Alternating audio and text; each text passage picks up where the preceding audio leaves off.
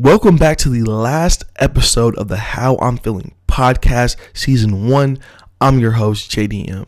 And on this last and special episode, I have a producer, actor, entrepreneur, and writer, Manny Mccord. Manny is a very, very special filmmaker who I admire and respect. He's just finished up producing 2 special projects, Off Season and Kill File, which he plans to release to the public. And guys, I've seen these films. They're magnificent. So if you're interested in packing your bags, moving to LA, becoming a producer, writer, or actor, this is the person to listen to. So guys, without further ado, I'm going to hand the floor over to the very last episode of the How I'm Feeling podcast, season 1, Manny Mccord.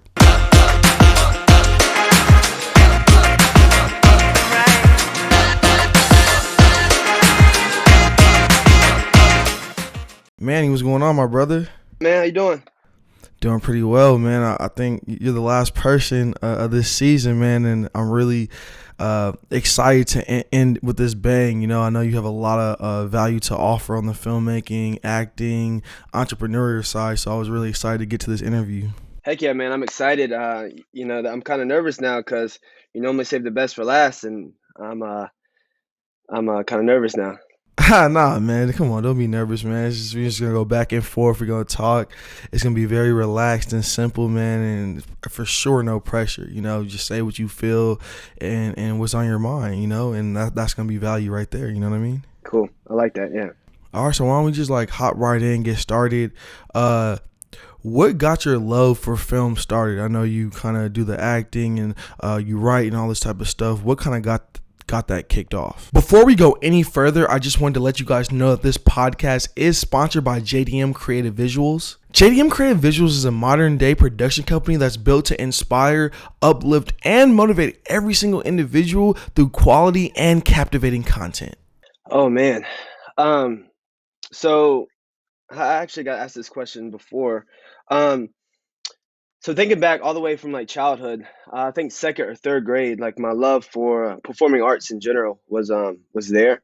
I remember asking my parents if I could join the chorus in school when I was in 2nd grade, and they supported it. But I played sports as well, and they couldn't get me from one to the other, so I had to choose one.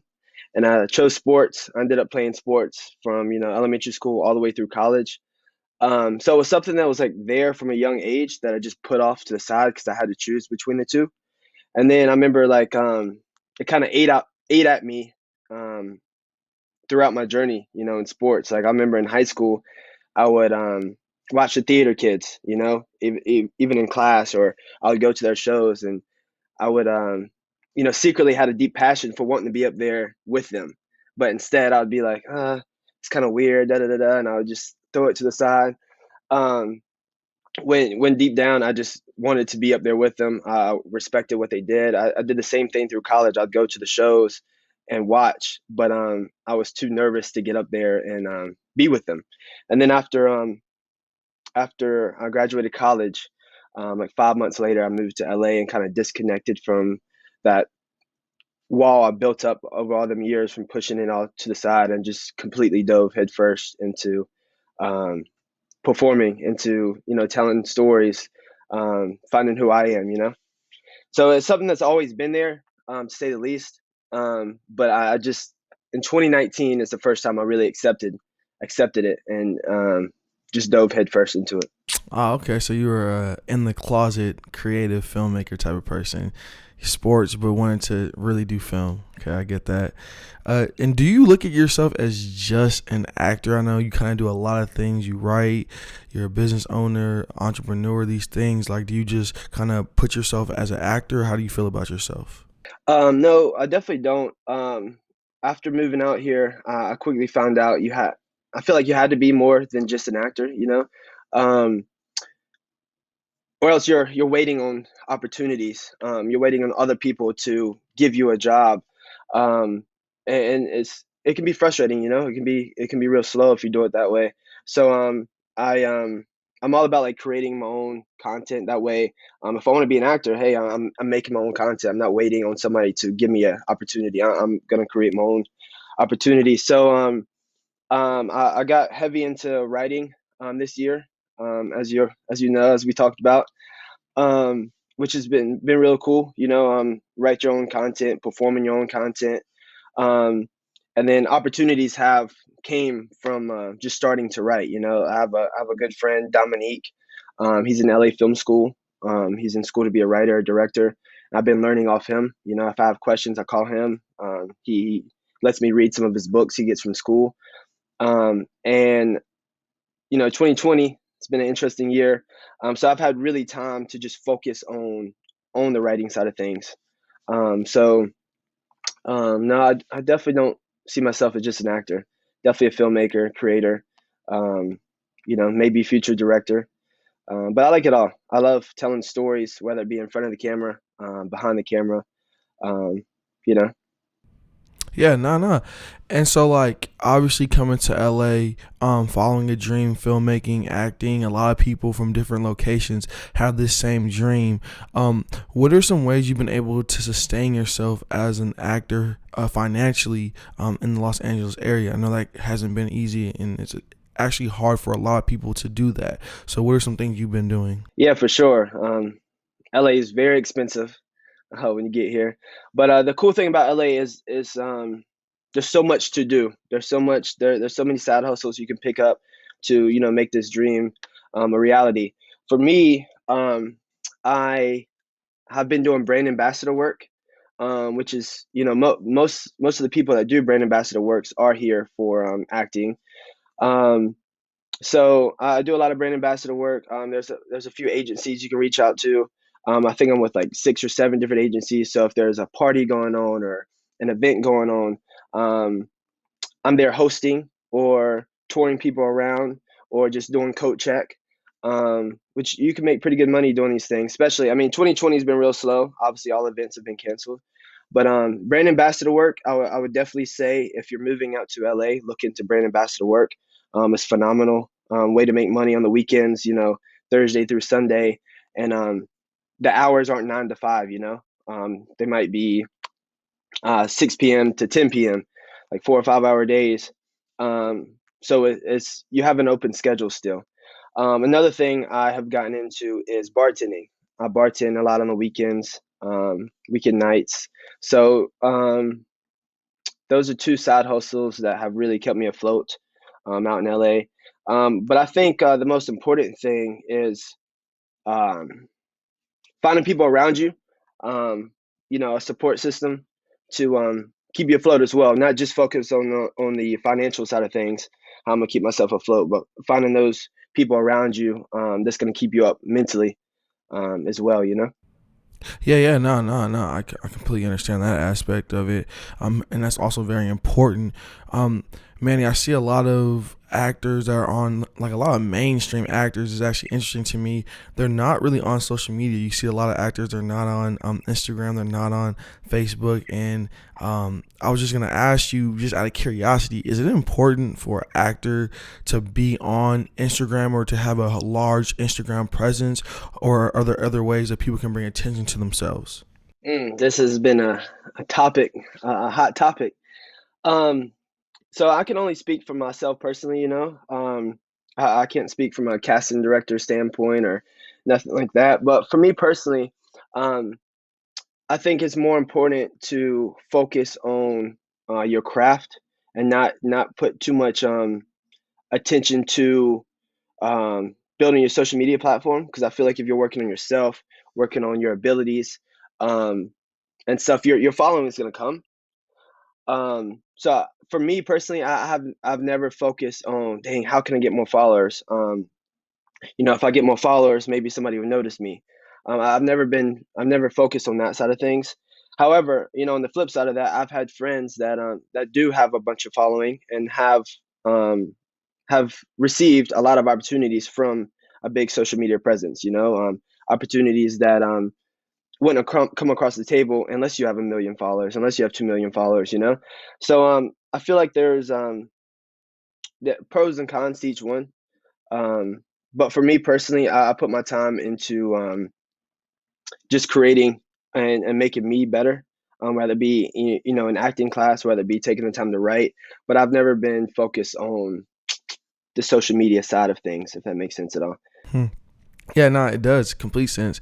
That's always been an interesting topic to me. Like I've always thought, why are these people not on social media? Like even just to be private and just connect with friends and share pictures. Like what's the purpose behind not doing it? I know a lot of people want privacy and these type of things. So that's always been like a very interesting question. So I thought I would get like an actor's perspective from that. Manny, how have you been able to get most of your acting jobs on set? Like what are some things that you're doing? Are you working with casting directors, agencies for in terms of getting like actual parts and roles on sets? What are you doing for that? Okay, so as far as like on sets, when I first moved out here, it was June 1st, 2019. I didn't know. I knew one person in LA. They weren't pursuing acting, but I knew right away that I had no no resume with acting at all when I first got here. So I kind of I know I touched on this earlier, but I went and bought a camera, and I got in class. I bought a camera and I got in class before I reached out to agencies and stuff like that, because I mean I didn't know anything. Um, I got in class, start working on my ability. I bought a camera, so when my ability gets better, I can shoot my own stuff and start making my own reel. Because it's real important to, as an actor, to have a reel. Because if you reaching out to agents or managers and you don't have anything to show besides a headshot, uh, you're just gonna get looked over. Um, and for my reel, even starting off last summer, I mean, it wasn't great, but hey, at least I had something to show. So when I emailed, hey, I'm new to LA, da da da da, this is who I am, this is what I want to do, I just laid it on the table just like that, and I also had something to show with it. Um, and for acting, it's a little more difficult than the model world, than the commercial world, because um, to get work, typically you need an agent or a manager. But to get an agent or manager, you need work. So it's kind of like a um, there's that weird gray area that like you try to get work without one, just so you can get an agent or manager. It's kind of weird, and that's also why I started creating my own stuff. That way I could create my own content. So I'm learning that way, and two, I'm building my own reel, so I can reach out to these people and be like, hey, like I got this or I made this, without you. However, like going forward, I'd love to work with you. So I'm bringing stuff to the table. I'm not just like, hey, I'm new, I don't know anything. You know what I mean? Like it's I think it's important to make your own content, and so when you reach out to these people, um, you have something to show. Um, 2020 has given me the time to everything's been real slow.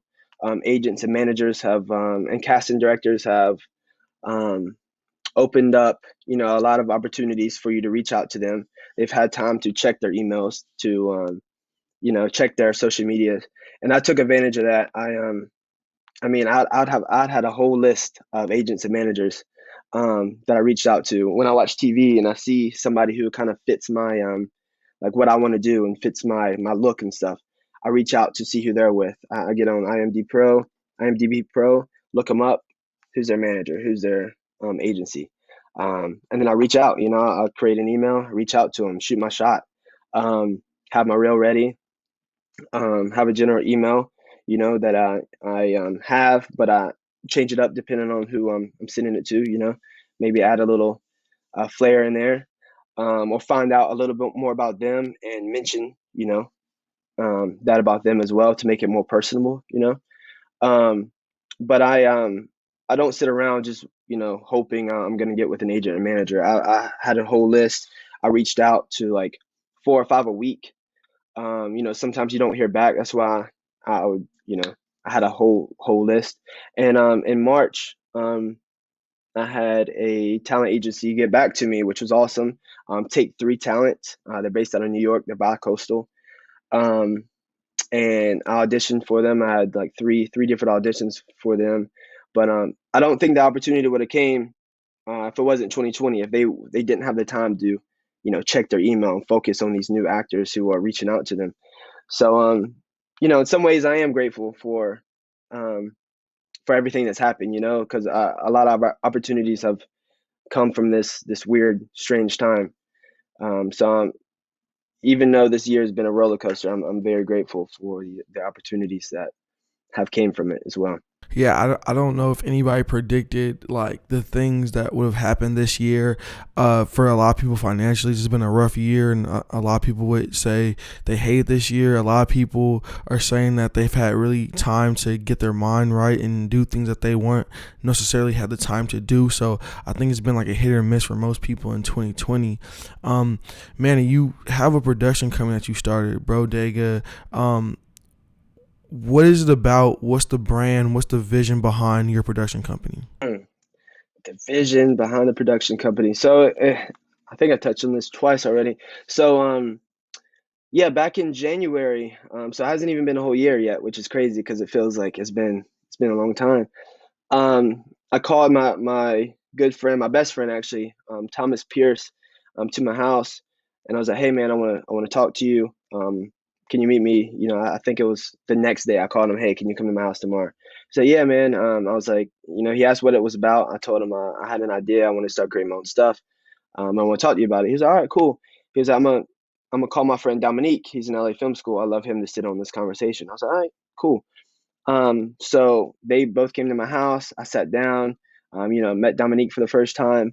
And I just laid it all on the table like, hey, like I'm tired of waiting on opportunities. I want to make our own content. I don't know how to do it, but I have some ideas. So I think it'd be cool if we start doing this. So we talked for like 2 hours. Dominique, like I mentioned earlier, is in LA Film School. Um, he knows how to write. Like he's in school for writing and directing. And me and Thomas were out here for acting. Um, and then we just started talking about ideas. That's how we came up with off season. It um, started off where we were just gonna make content for our reels. Like, okay, let's write for us. Let's write for so we can create for our reels and stuff like that.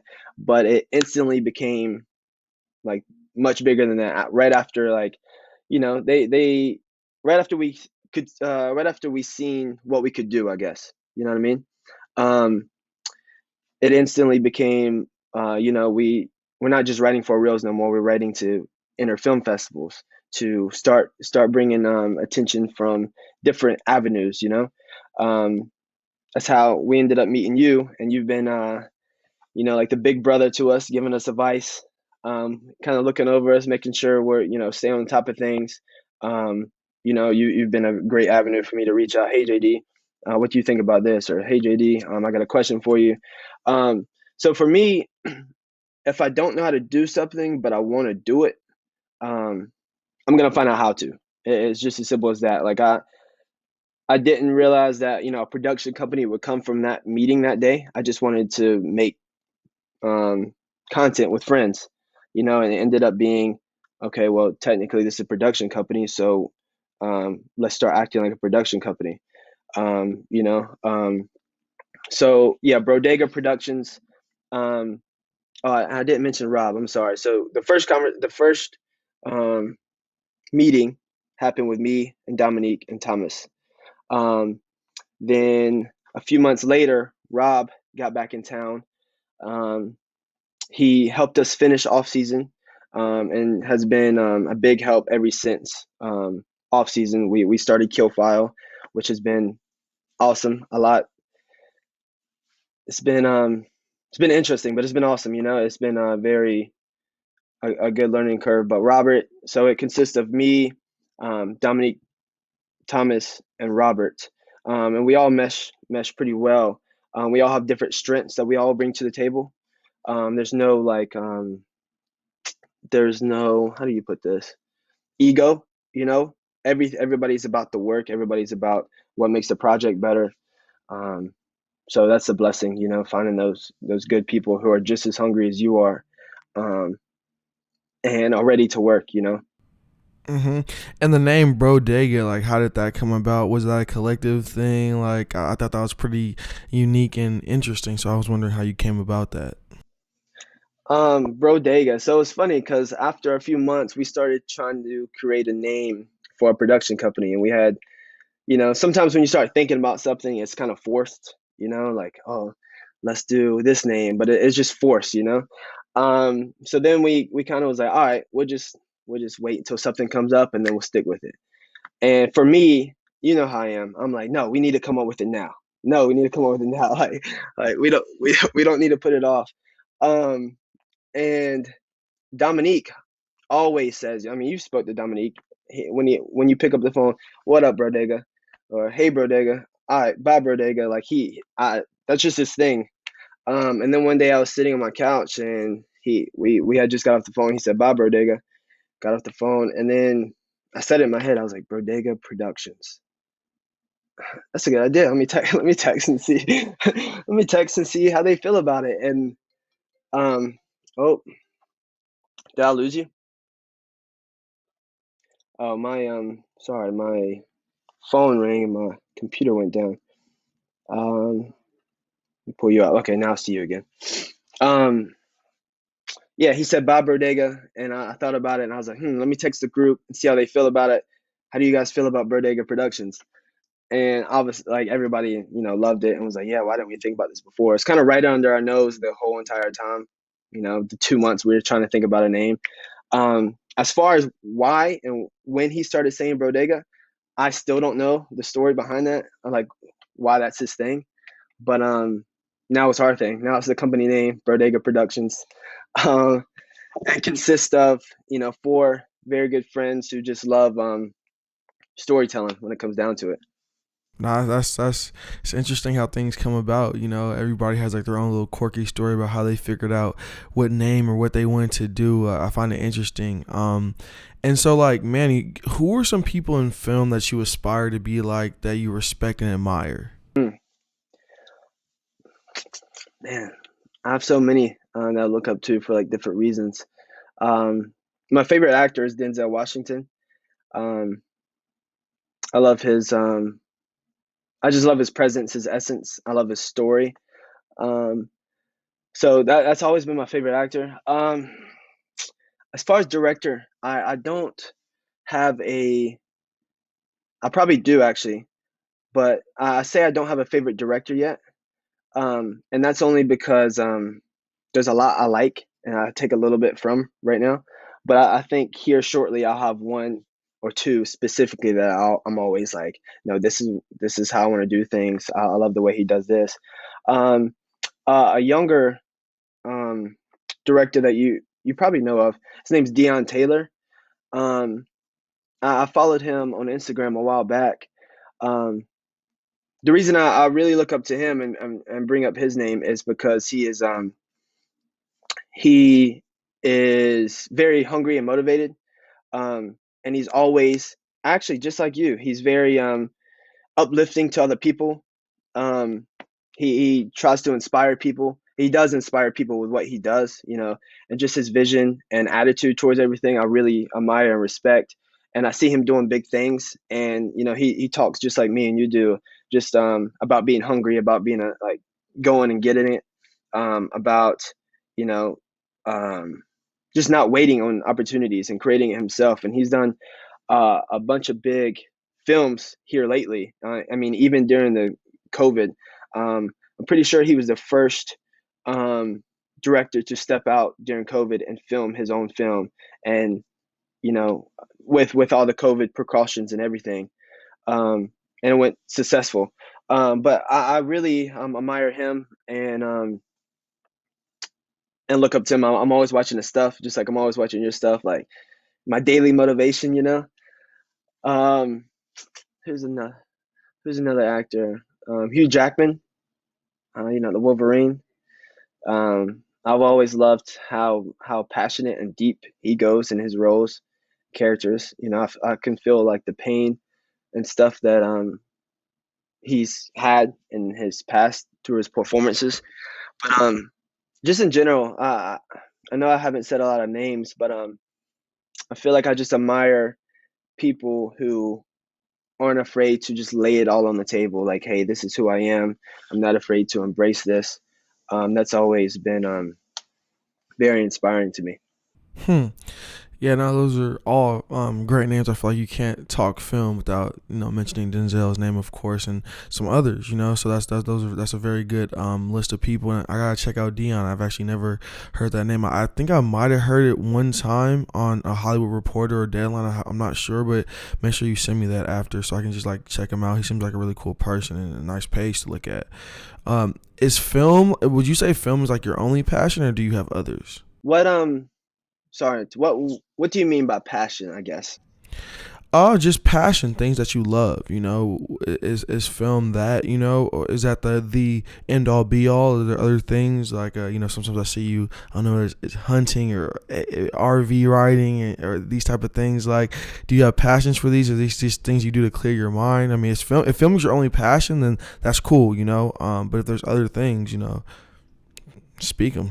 Got you. So film for me is the only thing I can see myself doing as far as work wise, as far as like what I want my future to be about, what like how I want to make money and what I love doing, like um if I'm working uh something around, like if I'm filmmaking, um and I can find a way to make money by doing what I love, that's what I want to do. As far as like passion or hobbies and stuff, um yeah, I definitely got other passions. Um you brought up hunting. So I grew up in South Carolina on a farm, um, hunting and fishing, riding four wheelers. I grew up on a bunch of land. So when I go home and you see me post on like Instagram and stuff, I'm just back home. It's normal. I have a bunch of animals. We have chickens, we have pigs, um, we have guineas, goats. We have a bunch of animals to say the least. So that's just like normal. That's home to me. I enjoy going hunting. That's most of my family like hunts, and that's how like most of the meat I eat. Most of the meat in my freezer is all deer meat. That we hunt during season. And fishing. It's just always been like, yeah, I guess a way to clear my mind. I feel relaxed when I'm out in the woods, and just nothing going on. Sometimes I don't have service on my phone, so you can't be on your phone. Um, so you just quiet, just away from everything. Um, so yeah, I love hunting and fishing. Nice, nice. No, no. Something I need to want to get into. I think there was a show on Netflix like Man Eater or Man Hunter or something like that. And for a week I was like hyped up, like I'm getting my gun, I'm getting my little suit on. And that kind of phased out. Manny, where do you see yourself in 5 years? I like to ask this question to all the people that come on. 5 years. Hold on. How old will I be? I'm 24 now. 29. 29. So, um, I've always promised myself since high school.